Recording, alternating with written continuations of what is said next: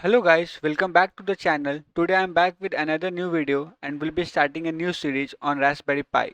So for today I have Raspberry Pi Pico W with me. If you are familiar with it, it's a upgraded version of Raspberry Pi Pico. Raspberry Pi added Wi-Fi and Bluetooth to its module to compete with other brands. So this is going to be an introduction video and we will be setting Raspberry Pi for our PC. So let's get started. For the size comparison, I have put my Raspberry Pi with my ESP32 and my Seedex IO. So as you can see, the size of Raspberry Pi Pico W is comparatively smaller as compared to ESP32. Now let's move to the evolution of Raspberry Pi Pico W. So first when launched it was Raspberry Pi Pico, then it evaluated with Raspberry Pi Pico H, then came to Pico W which has our Wi-Fi and Bluetooth module, and the new and the latest upgraded version is Pico WH. Let's first take a look on the microcontroller.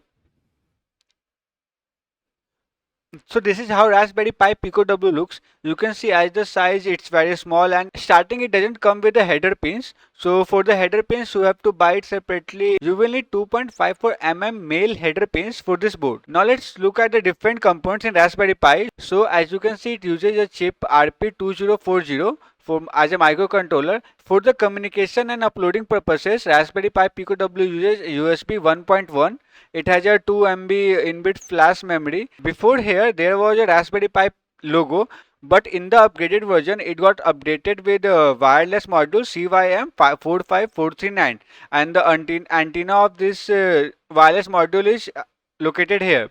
Here you can see these are the debugging pins. Raspberry Pi also comes with multiple features like it comes with AMR, Context, M0 Plus processor, which can run up to 133 MHz.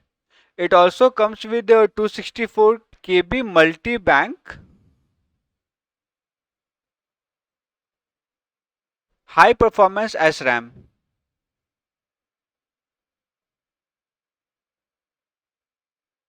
Let's move to the pin diagram of Raspberry Pi Pico W.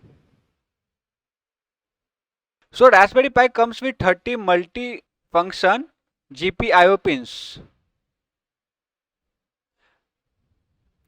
out of which 4 pins can be used at ADC.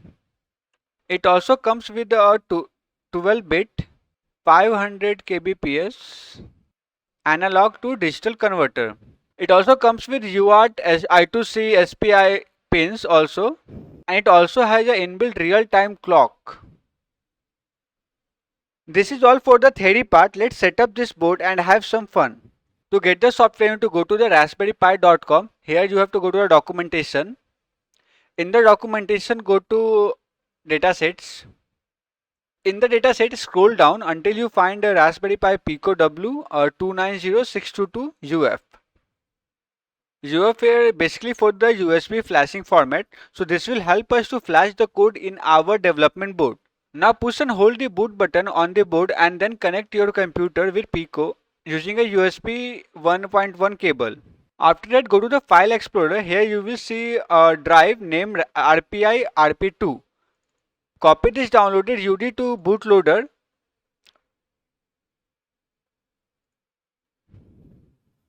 and paste it here at RPI RP2.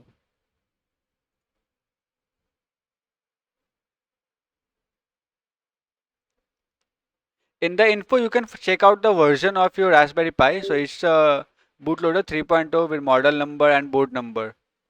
Once you upload it, you can check the COM port allotted to your Raspberry Pi board. So you can go to device manager. Here in the device manager, go to ports. Here you can see COM mate is allotted to your Pico W. Okay, now as we have our hardware ready, let's move to the programming part. So every board needs an environment, or you can say an IDE to program it. For the Raspberry Pi Pico W, the most recommended IDE is Thonny IDE. So to download the Thonny IDE, simply go to the Google and type Thonny IDE.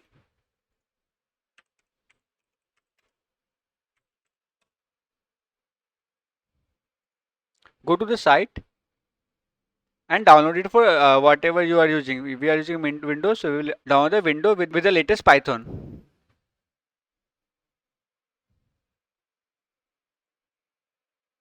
Run the Thonny. Install it in your computer.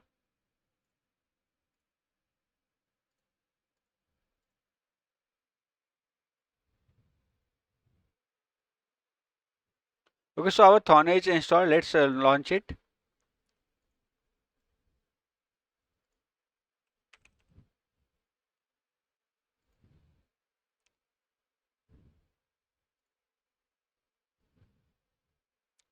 This is the user interface of the Thonny. So as our board runs on MicroPython, so let's download the latest MicroPython for our board. So go to the tools, go to the options. In the option, go to the interpreter. Here, go to the Raspberry Pi Pico MicroPython and select the port. So we had a port of COM8. So let's select the port 8 and OK. Let's print hello world.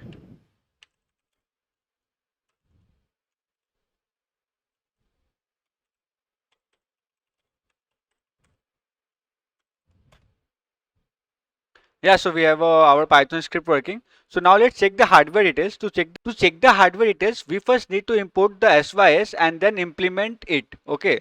So import the SYS. Just we have to write import SYS. Once import completed, we have to click SYS dot implementation. So as you can see, we have a name MicroPython with version, and also we have the machine name, that is Raspberry Pi Pico W with our chip name RP2040. Now let's also import the operating system. So for importing the operating system, you have to write import UOS. Okay, so now we have our operating system. Let's create a directory. So create a directory. You have to write.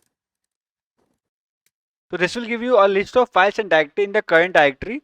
So for now, we don't have any directory saved in our MicroPython. Now let's come to our board features. So our board features Wi-Fi. So let's set up our Wi-Fi.